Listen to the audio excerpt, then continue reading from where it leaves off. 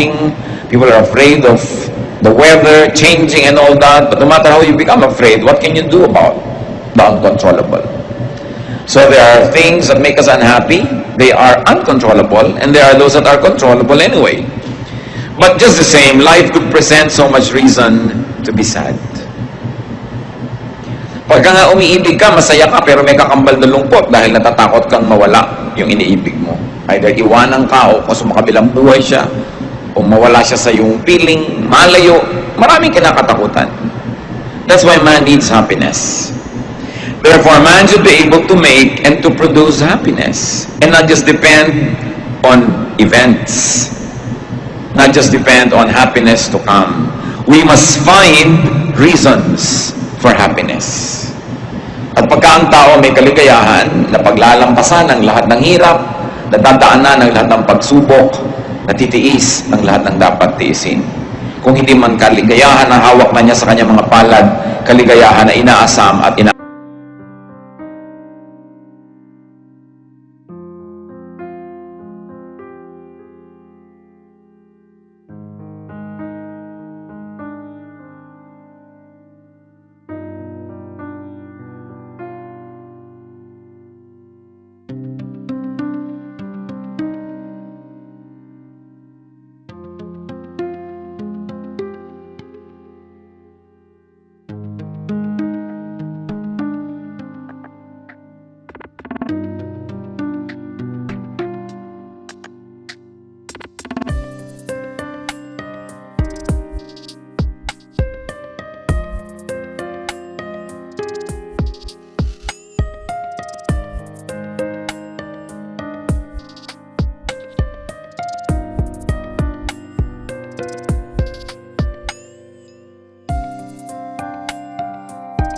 asahan niyang darating. What are some of the major reasons to be happy? Psalm 138 verses 2 up to 8. I will bow down toward your holy temple and will praise your name for your love and your faithfulness. For you have exalted above all things your name and your word. When I called, you answered me. You made me bold and stout-hearted. All kings on this earth have heard your promises, Lord, and they will praise you. You are so famous that they will sing about the things you have done. Though you are above all of us, you care for humble people, and you keep a close watch on everyone who is proud. I am surrounded by trouble, but you protect me against my angry enemies. With your own powerful arm, you keep me safe. You, Lord, will always treat me with kindness. Your love never fails. You have made us what we are. Don't give up on us now. Napakaraming dahilan dito pa lang sa kaunting verses na ito para ang tao ay maging masaya o para aliwin niya at pasayahin ang kanyang sarili. At isa-isahin natin yun. Noong unang-una, God is loving and faithful. Kahit hindi laging loving and faithful ang mga tao, God is always loving and faithful. Para ka sumaya, iasa mo ang kaligayahan mo sa love and faithfulness of God. Secondary lang yung love and faithfulness of people. The love and faithfulness of people can make us happy in a very unique way. But the love and faithfulness of people can be threatened. The love and faithfulness of people can change. Salamat na lang kung hindi nagbabago. Lagi tayong mahal ng mahal natin, matapat sa atin yung pinagtatampatan natin. Pero ganun pa man, kung hindi man yun mangyari, pag inuuna mo na laging isipin that God is loving and faithful, at inuuna mo ang relasyon mo sa Diyos, dumating man o umalis sa mga tao, maging matapat man sila o hindi, you are steady. You are shaken, of course, but you are never broken. You are never totally destroyed when God is in the center of your life. Because of God, people could be loving and faithful too. Kung ang Diyos na lumikha sa atin at ang Diyos na may espiritu na nakatira sa atin ay mapagmahal at matapat, therefore, lahat ng taong tinatahanan ng kanyang espiritu ay kaya ring maging mapagmahal at matapat. At kung marami tayong kalungkutan na tinatamasa dahil hindi tayo mahal o hindi matapat sa atin ang mga minamahal natin, dapat baliktarin natin yon. We cannot control other people, but we can control ourselves.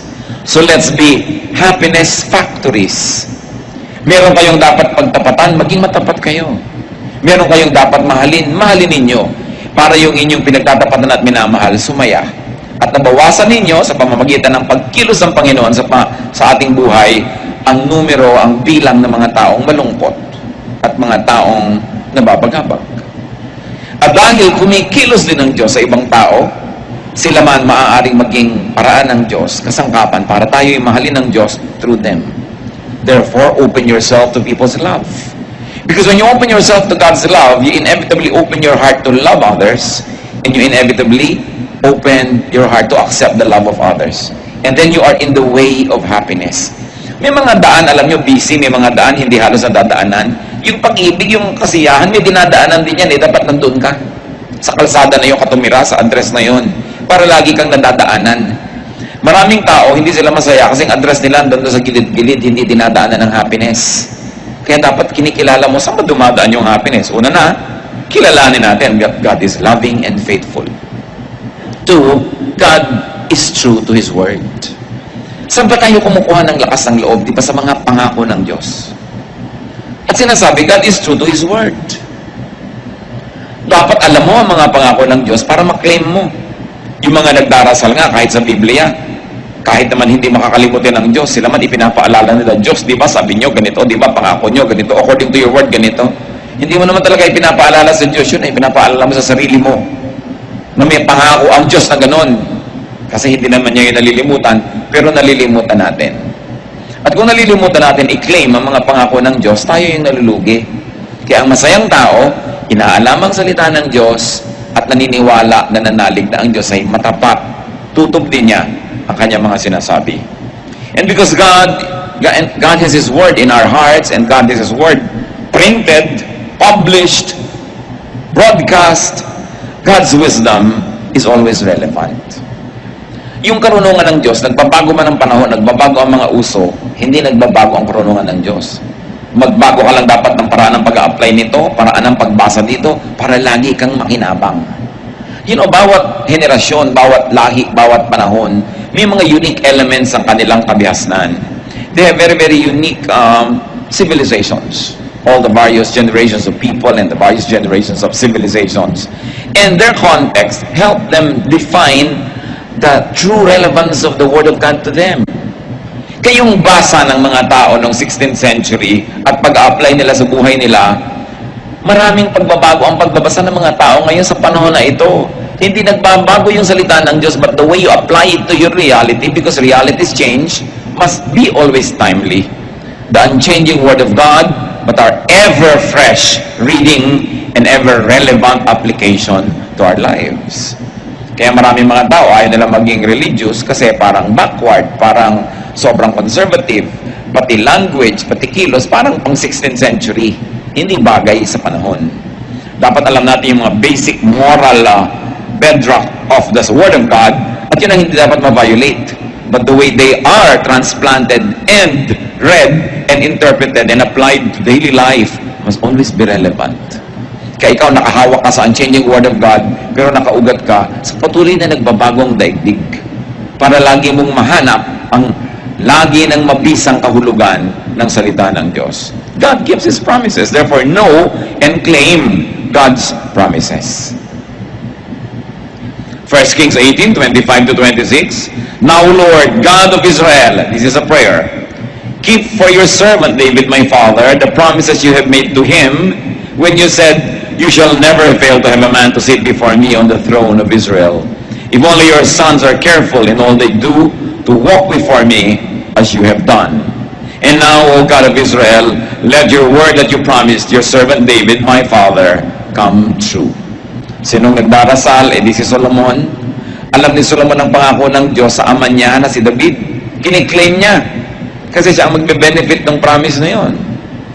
Kaya napakahalaga na maganda ang ating relasyon sa Diyos kasi pati mga anak natin nagbe-benefit sa maganda nating kasunduan sa Diyos. Joshua 21:45, not one of all the Lord's good promises to the house of Israel failed. Everyone was fulfilled. Totoo ang Diyos, pwedeng asahan. Another reason to be happy is that God rules. God exalts Himself, God prevails. Sa biglang tingin, parang hindi lagi itong totoo. Pero yan ang dapat mo ngayong malaman kung paano i-apply sa buhay, na kung sa tingin mo na practical, parang ang naghahari kuminsan ay kadiliman, pero alam mo na Diyos talaga ang tunay na naghahari. At ang mga paghahari ng kaguluhan, mga kadiliman, ay pansamantala. At ito ay haharap sa paghukom ng Diyos. Kaya ang dapat, lagi ka nang nasa panig ng totoo, sa panig ng tama, para hindi ka natatakot na humarap sa Diyos.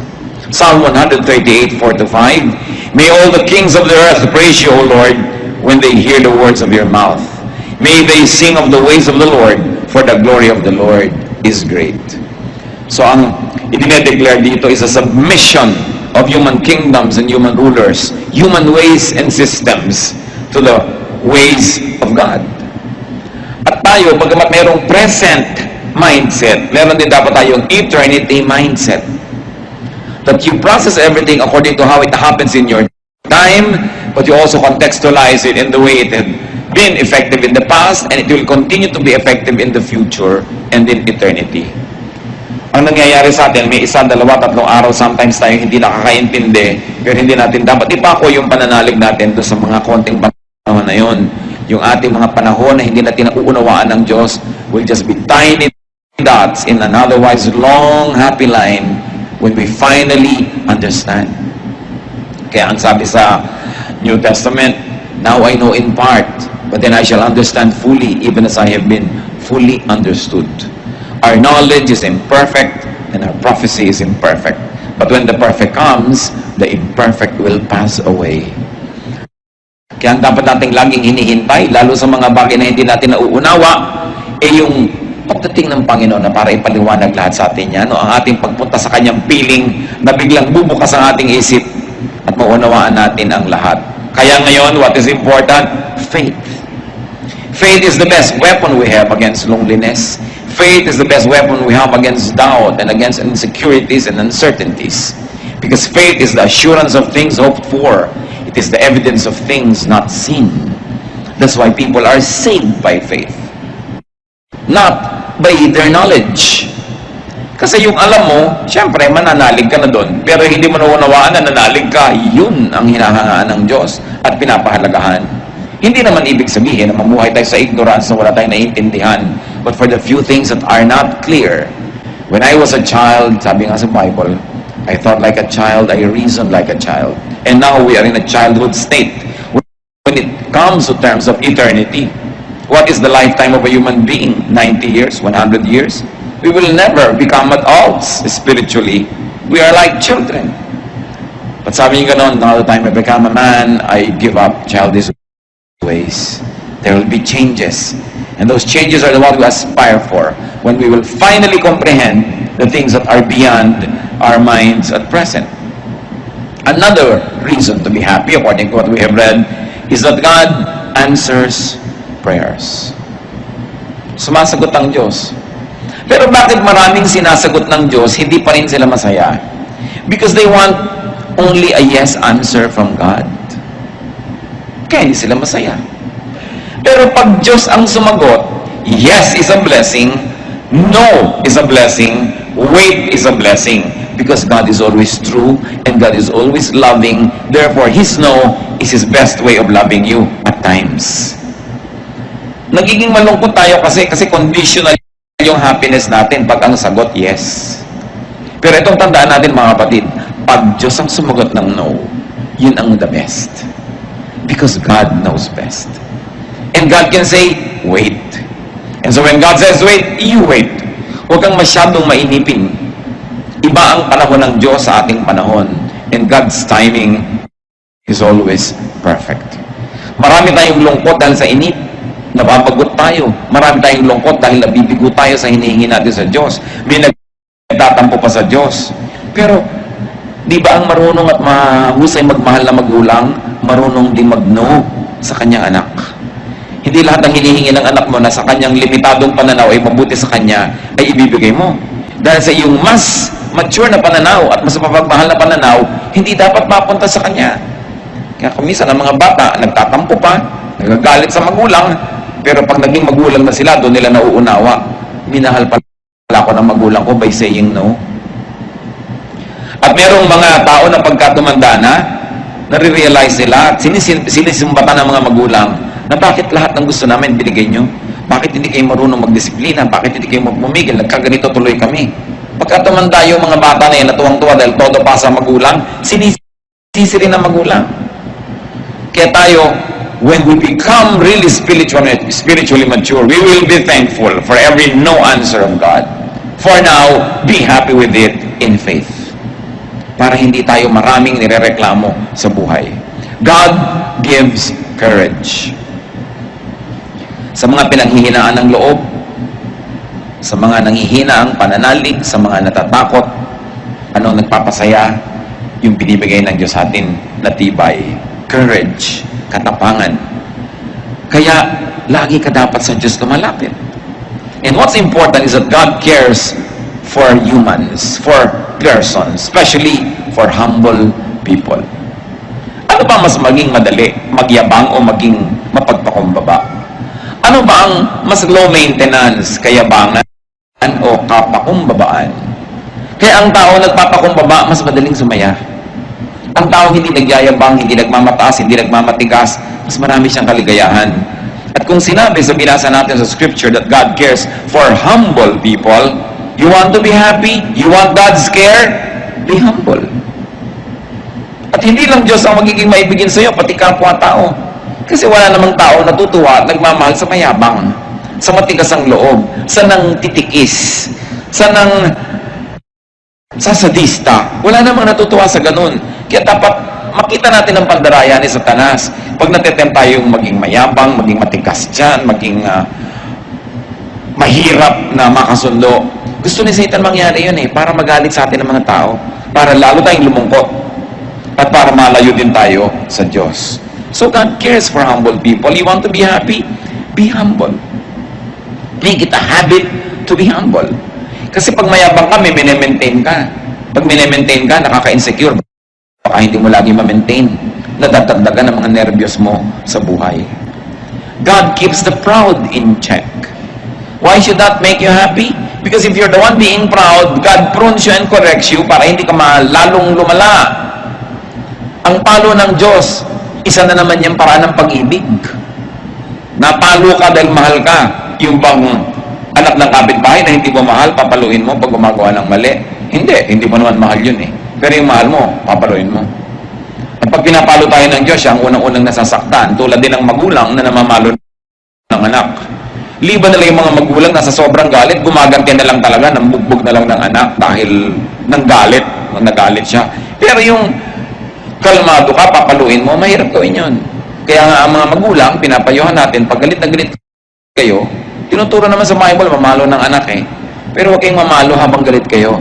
Kasi baka naghihiganti lang kayo nun. Baka it is the evil nature that was insulted or challenged and now you're trying to be supreme and you're trying to assert your seniority and authority. Tuloy, hindi ka na namamalo para magtuwid, namamalo ka para gumante. Iba yun. Hindi gusto ng Diyos na ganun palo. Pero yung palo ng pagtutuwid, mabuti yun sa pinapalo. Ngayon, kung ikaw si mayabang, na humble ka, na walang ka na ipinagyayabang mo, pero anak ka ng Diyos, masaya ka dapat. So pwede mong sabi, Lord, salamat, napahiya ako, salamat, kinapos ako, salamat, na humble ako. Kasi nalilibang na ako, nakakalusot ang mga kayabangan ko, akala ko pwede na. Akala ko, deserve ko kasi yung ganong mga kayabangan. So, pagka ikaw napalo, pasalamat ka. Pero bakit pa rin tayo magiging masaya that God keeps the proud in check? Kasi kung tayo yung api, kung tayo yung nagpapasensya, tayo yung na-damage sa mga mayayabang, alam mo na hindi naman sila ito-tolerate ng Diyos sa matagal. Hindi kailangang ikaw ang magtuwid sa kanila, hindi kailangang ikaw ang sumira sa kanila. Ang Diyos ang bahala sa kanila. Ang sabi ng Panginoon, vengeance is mine, I will repay. Anong kaligayahan ang makukuha natin dyan? Na kahit kuminsan yung mga taong akala mo ang yabang-yabang, akala mo inaapi-api ka, you don't put it upon yourself to be vindictive. Hindi ikaw kailangan magplano ng pagganti. Ikaw tuloy na spare from a lot of trouble and even consequences of having been vindictive. Kaya napakainam yung ipinapasa Diyos mo ang maraming bagay.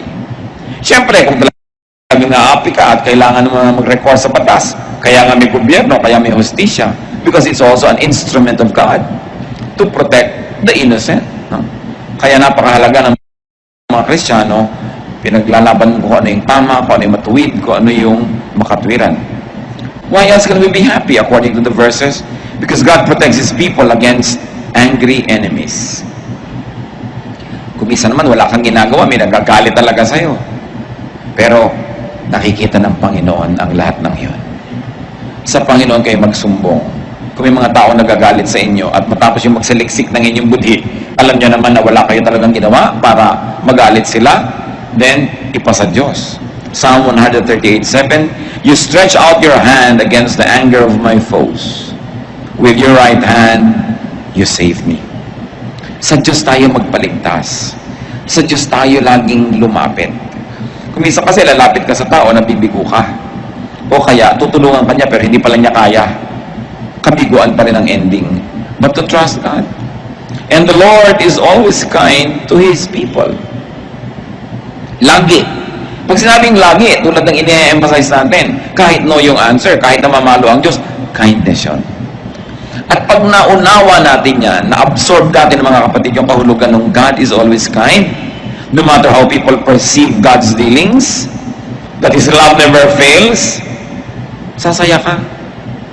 Kung hindi pa totoo ang lahat ng ito, look mga kapatid, buhay pa tayong lahat. Ilang taon na kayo, ilang panganib na ang inyong dinaanan, ilang sakit na ang naranasan natin, ilang mga pagtatangkalan ng iba na sirain tayo, pero look, buhay pa tayo. Isang malaking patotoo ng kabutihan ng Diyos. At kahit hindi ka pa rin buhay ngayon, sinabi ka, to live is Christ, to die is gain. Wala kang pwedeng puntahan na hindi nandun ng Diyos. Pasalamat ka pa rin.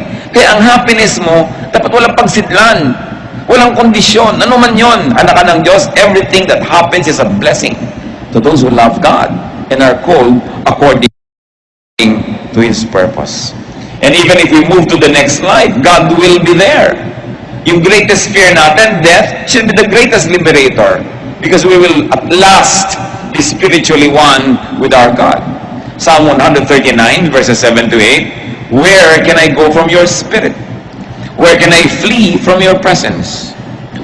If I go to the heavens, you are there. If I make my bed in the depths, you are there. Sa pusudodan ng dagat, nandun ka. Sa kataas-taas ang langit, nandun ka. Paano kita tatakasan? Napakasarap na yung mga basic truths na ito laging maalala. Kasi sabi, though I walk through the valley of the shadow of death, I will fear no evil.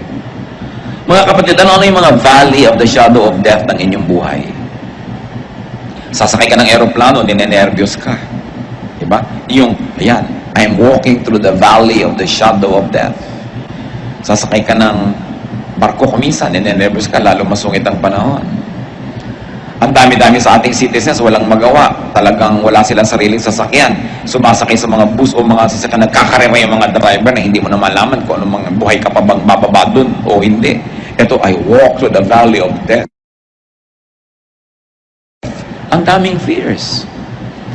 Baka ka mawalan ng trabaho, baka ka magkaroon ng sakit, baka kung ano-ano. Pero ang sabi, even though I walk through the valley of the shadow of death, I will fear no evil because you are with me.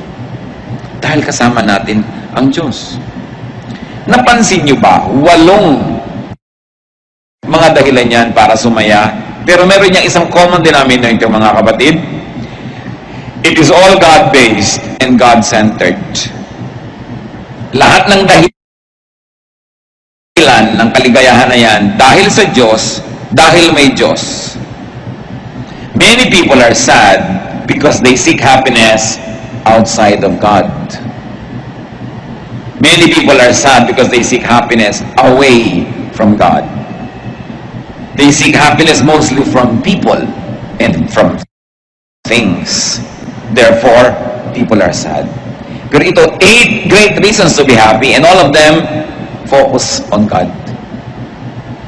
Puro yung God is like this, God is like that, God's word is like this. Kaya yung tao na inuuna yung Diyos, nakasentro ang Diyos sa kanyang puso, talagang ang Diyos na enthroned sa kanyang isipan, sa kanyang damdamin, masaya yun. Kahit dinadalaw ng paminsan-minsang lungkot, dinadalaw natural ang paminsan-minsang mga duda, pero paminsan-minsan at hindi siya nagkakagiba-giba. Dahil Diyos ang sentro ng kanyang buhay. At ito ang itinuturo ng Panginoon. Alam nyo, struggle ko matagal yan. Nung araw, tinatanong ko sa Diyos, bakit lagi mo, Lord, gustong number 1?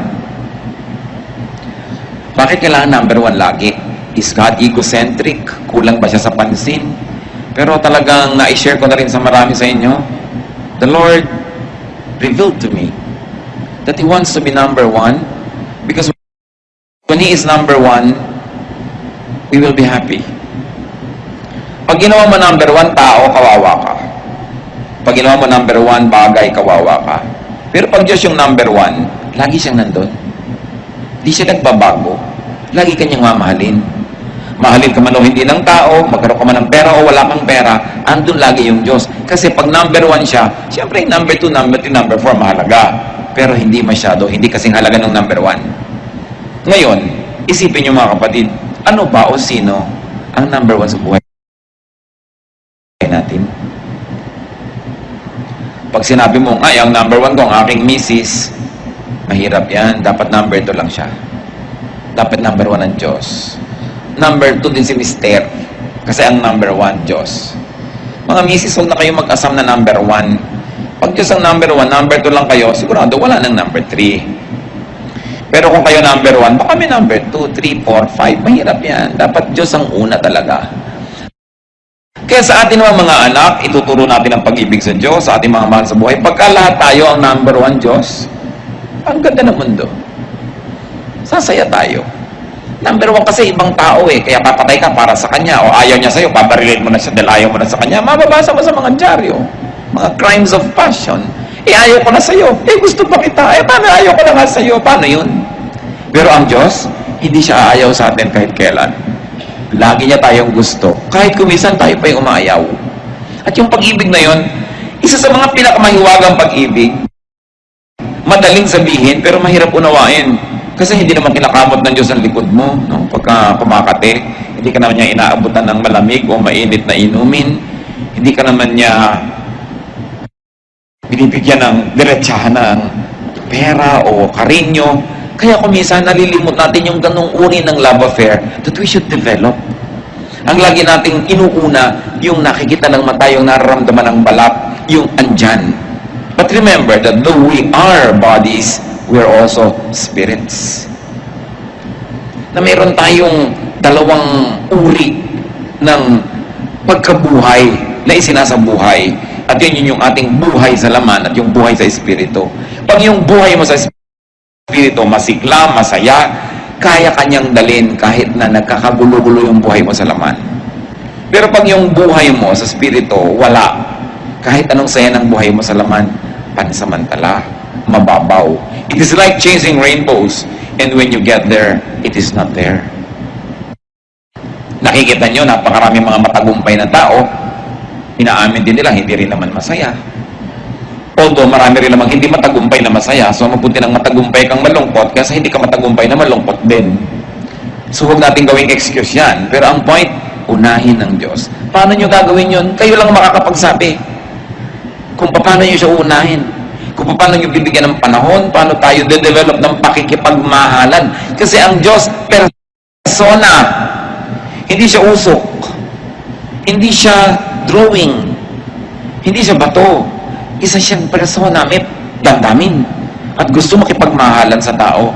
Ang isa sa mga pinakamatatayog at pinakamabubuting layunin natin, mission, develop a loving relationship with God. And you've got to find your personal way to do that. Your spirit will tell you if you only listen. Now, what is the way to be happy? Nagbigay tayo ng mga reasons to be happy. Psalm 138, 1-3. I will praise you, O Lord, with all my heart. Before the gods, I will sing your praise. I will bow down toward your holy temple and will praise your name for your love and your faithfulness, for you have exalted above all things your name and your word. When I called, you answered me. You have made me bold and stout-hearted. So the way to be happy, praise God with all your heart. Siyempre, may literal, sing praises to God. Sabihin mo ang mga kabutihan, i-declare ng iyong bibig. Praising and singing is doable. Therefore, praising and singing are all both decisions.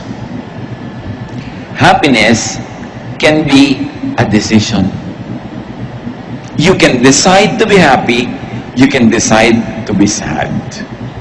So, pag kumanta ka, nakokontrol mo yun.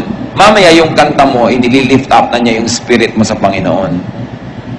Mahirap sabihin, sasahin ko ang sarili ko, pero mas madaling sabihin, kakanta ko sa Panginoon. Pupurihin ko ang Diyos. Magsasabi ako ng mga mabubuting bagay. Iisa-isahin ko, gugunitain ko ang mga pagpapala at kabutihan sa akin ng Diyos. At bago mo mamalayan, umaalis ang iyong lungkot. Bakit? Hindi kasi pwedeng umupo yung lungkot sa trono ng puso mo kung Diyos ang pinapaupo mo doon. Kaya nakakaupo yung lungkot sa puso mo, hindi mo pinapaupo doon ng Diyos. O kaya nalilimutan nating nakaupo ang Diyos na i-ignore siya. Siyempre, only one thing occupies one place at one time. You cannot both be happy and sad at the same time. So you're sad, palitan mo, gawin mong happiness. At yan, pwedeng gawin. May mga doable tulad nga niyang pag-awit sa Panginoon, pagpapasalamat. There is mystery and there is power and there is miracle in that. Gawin mo lang. At sabi, worship God in His temple. Ano ba yung temple ng Diyos? In the fellowship. When believers are together, the temple of God is there. It is not a building, it is the spirit of one believer joining with the spirit of other believers, and it is the temple of God.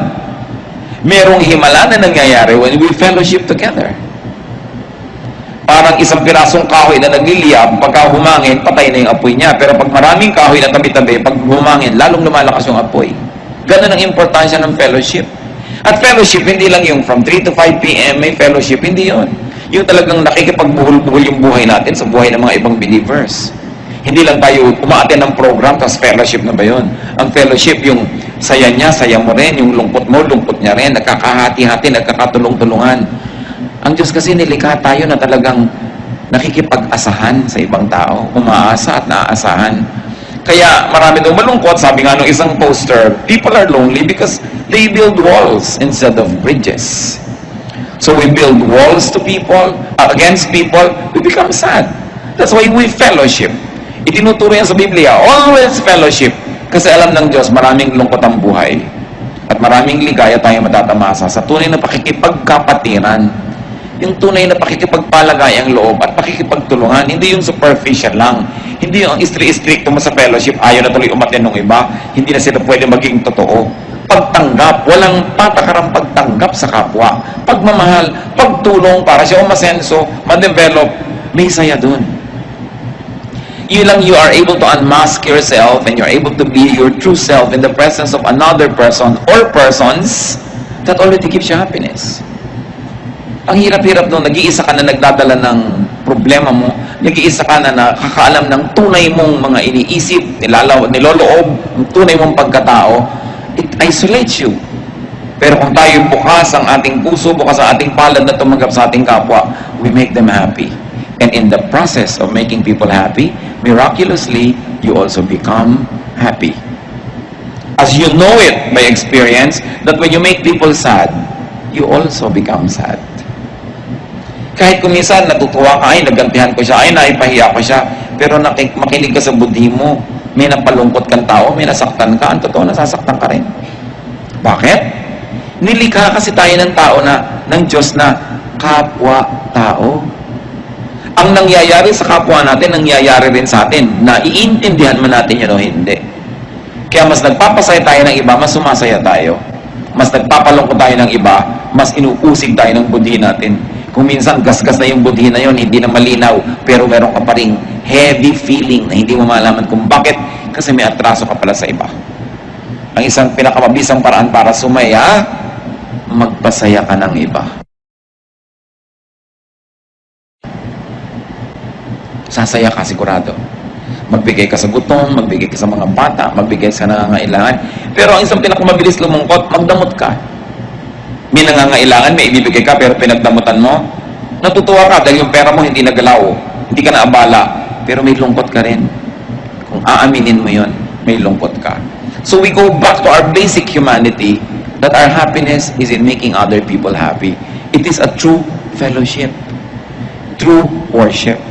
So we worship God in His temple among the believers, and you worship God within you, because the Spirit of God is in your heart. Therefore, make peace with yourself. Pag sinabi mo yung self, ano yon? Yung spirito ng Diyos at saka yung flesh, magkasama, yun ang self mo. You make peace with yourself. You make peace with God who is in you. Makinig sa usig ng budhi, makinig sa konsyensya, at kailangan matuto ka rin na tanggapin ang iyong sarili. So that you are at peace with yourself. Pag ikaw ang number one nagre-reject sa sarili mo, dahil may iba kang gustong pagkatao, may iba kang gustong itsura, meron kang gustong ibang buhok, meron kang gustong ibang height, hindi ka sasaya. Kasi you are not at peace with yourself. We are not perfect. We must move from glory to glory. We must improve and improve and improve. But you begin with accepting yourself. Maraming lungkot kasi we are on denial. Hindi natin ina-accept ang sarili natin. At pag hindi natin ina-accept ang sarili natin, paano natin na-acceptin ang iba? There is genuine liberation in being accepted and in accepting others. How else to be happy? Ask help from God. First and foremost. God dapat una. Yung iba kaya lang nagdadasal pag wala nang magawang iba. Ay, wala na tayong pwedeng kailangan magdasal na lang tayo. Dapat unahin ang Panginoon. Because He answers prayers according to what we have read. Make God your first, not your last resort. And be humble, as we have said. The humble can be much, much happier. Because God is soft-hearted to the humble. James 4:6. But He gives us more grace. That's why Scripture says, God opposes the proud, but gives grace to the humble. And 1 Peter 5:6, humble yourselves, therefore, under God's mighty hand, that He may lift you in due time. Happiness is more easily attainable in humility. And as we have said, accept yourself. Accept your life. It doesn't mean na huwag ka na mag-ambisyon na improvein yan. It doesn't mean na huwag ka na magkaroon ng mga pangarap na makalaya sa kung anuman ang gumagapo sa iyo ngayon. But for the time being, accept your reality. Do what you can to change it for the better. But while the better is not yet achieved, be happy with your reality. Do not live in denial. Kailangan tanggapin mong eto ang buhay ko ngayon. Gusto ko napakarami sanang halamanan pero nakatira ako din sa prasong bahay na ito. So maglalagay ako ng halaman sa lata ng floor wax. May halaman ka na rin. Hindi pa lang nga marami. You can alter your reality and you can create your reality. Yung mga Japanese, dahil sa dami nila, siksikan, dami ng populasyon, they have developed have privacy in the mind. Yung nasa loob lang nila yung privacy nila. Nasobra nga, kaya marami, nagpapakamatay, nalulungkot masyado. Pero ibig sabihin, close your eyes and you can be alone though you're in a crowd.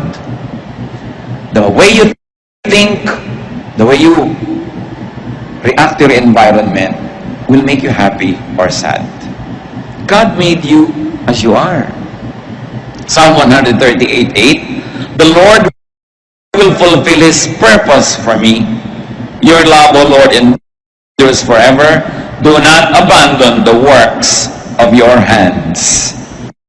So pinapaalala, nung umaawit dito, huwag mong pababayaan, Diyos, ako na ikaw naman ang lumikha. Ganito naman ako kasi nilikha mo kung ganito, di ba?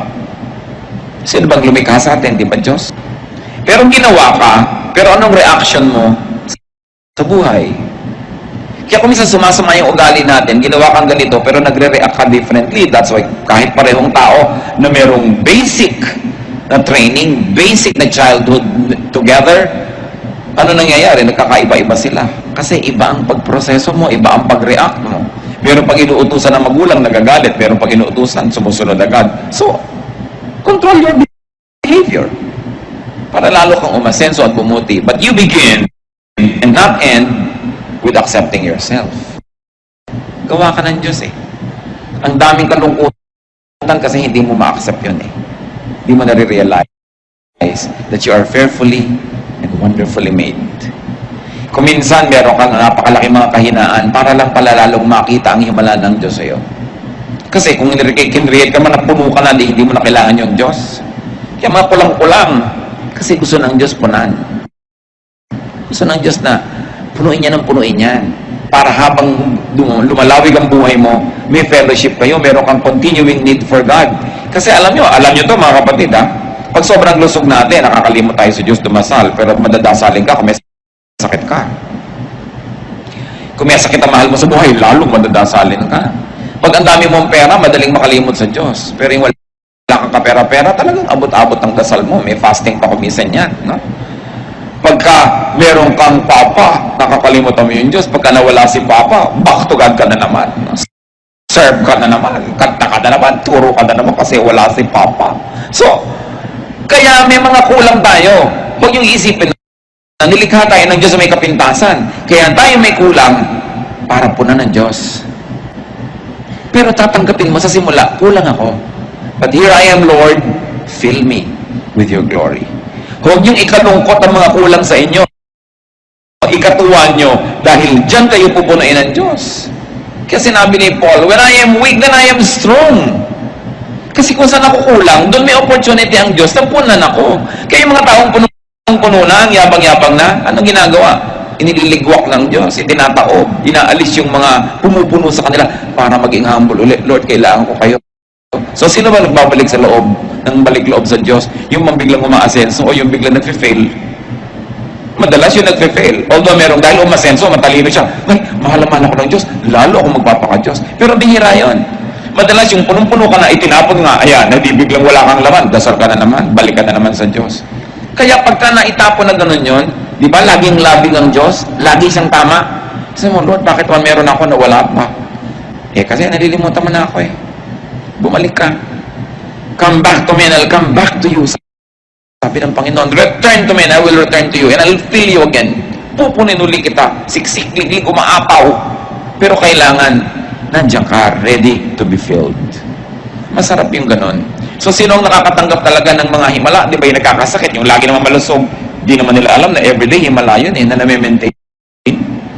Kaya, hindi ko sinasabing ibigin natin na maging kulang, maging may sakit, maging mahirap. Pero kung yun ang kalagayan mo ngayon, yun ang reality mo, huwag mo ireklamo, ipagpasalamat mo na may opportunity kang lumapit sa Diyos. At ang Diyos ay nalalapitan, at ang Diyos ay sumasagot sa panalangin, at pupunuin ka niya. Ngayon, ang panalangin at ang tunay na pananalig, hindi ka pa pinupuno, nagpapasalamat ka na because you know that God is faithful. Hindi nawawala yung lungkot mo. Hindi mo lang sinapsychologize sa sarili mo dyan. Ha? Totoo yan. Pinangahawakan. Kasi sa nananalig, ang iniisip pa lang niya, totoo na. Kaya faith is very important. It is very, very crucial.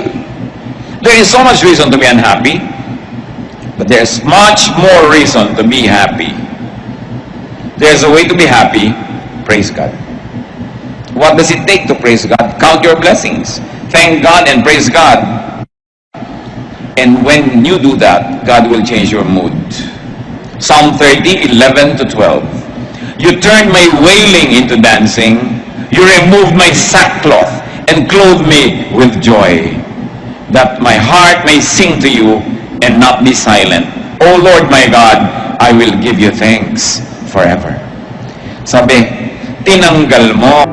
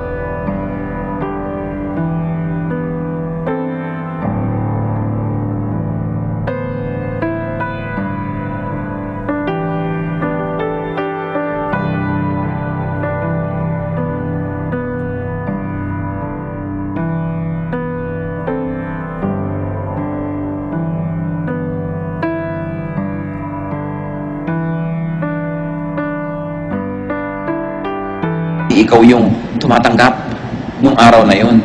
Darating din ang panahon, kailangan mong tumanggap, pero sa dami ng naibigay mo, para ka lang umaani ng iyong mga itinanim. Sasaya ka kung lagi kang naggagawa ng kaligayahan ng kapwa. Nalaman mo na may kapitbahay ka na sobrang hirap, walang sapatos, ibili mo ng sapatos kung kaya mo. Bakit hindi? Samahan mo pa ng medyas. Ang dami nating kayang gawin para magpasaya. Sa inyong mga kotse, maglagay lang kayo ng grocery bag, konting tinapay, konting pagkain. Pagka may kumakatok na pulubi, iabot mo. Ang kaligayahang madarama mo, hindi mo kaya i-compare yan. Kaya mo naman. Ano ba yung halagang 20, 30, 50 pesos worth of food ibibigay mo? Ang dami nating pwedeng gawin para maging happiness factory. Mga anak, isipin yung mga magulang nyo, paano nyo sila papasayahin? Ibinapasyal, ibinibigyan ng panahon. Of course, dapat yung sustentuhan, ano? Lalo't matanda na, pero hindi yung sapat. You should give time, attention, be a happiness factory. Magulang ka, paano mo pasasayahin yung anak mo? Pero madalas, nadadaya tayo ng diablo, ha? Nagiging tayong loneliness factory. Tayo nagiging dahilan kaya lumulungkot yung mga tao. Yung mga umaasa sa atin, pinipigo natin. Yung mga tao, pinapahiya natin. Pero pwede tayong maging happiness factory. Lalo may pera kayo, yun ang pinakamasarap. You know, giving away money is like defecating, the pleasure in it coming out. Meron ako mga unhappinesses sa buhay ko. Hindi yan nakakahiyang sabihin sa Diyos. Alam naman niya yung puso natin. Ang gusto niya, puso mapagpakumbaba, kumikilala na kailangan mo siya. Dahil gustong-gusto niyang punan ang pangangailangan natin. Kung meron pa tayong kasama na mas maraming kalungkutang naghahari sa buhay niyo at gusto niyo yung itaboy ang mga lungkot na ito sa buhay, tumayo kayo. Declare your faith that the Lord heals. At nais ko sa ilang saglit, manalangin kayo ng personal na panalangin sa Diyos. Ano man ang gusto niyong sabihin sa Kanya tungkol sa kalungkutan o mga kalungkutan ng buhay niyo. Let's be alone with God. God hears and God heals. Aming Ama sa langit, Ama ng aming Panginoong tagapagligtas na si Jesus, Diyos na lumikha sa amin, Diyos na lumikha ng langit at lupa. Kinikilala namin ang paggawa mo sa amin. Kinikilala namin ang aming mga kakulangan, maging aming pagkukulang at likas na mga kulang sa amin. Lahat ng ito, Panginoon, sa iyong paanan namin dinadala, O Diyos Ama. Kayo ang nakababatid ng laman ng bawat puso na narito ngayon, tumayo man o hindi. Kayo ang nakakaalam ng dahilan ng pagtayo. Alam nyo ang punot dulo, ang pinagmulan at tutunguhan ng aming mga lungkot. Dalangin namin sa iyo, Panginoon, pauwiin mo po ang mga ito sa iyong mapaghimalang paghipo sa aming puso. Bunutin mo ang mga malalalim na ugat ng kalungkutan sa aming buhay at palitan mo ito ng tanim na kaligayahan. Mag-ugat sa aming puso at sa aming espiritu ang kasiyahan, kagalakan, kasayahan. Turuan mo kami, Panginoon, na maging instrumento mo, na maging happiness factory. Na sa aming kalungkutan, unahin namin yung lungkot ng iba. At sa pagpapasaya namin sa kanila, pasayahin mo rin kami. Dalangin namin, Panginoon, ihayag mo rin sa amin, nakatayo man ngayon o hindi, ang anak mo. Ihayag mo kung paano kami nagiging loneliness factory.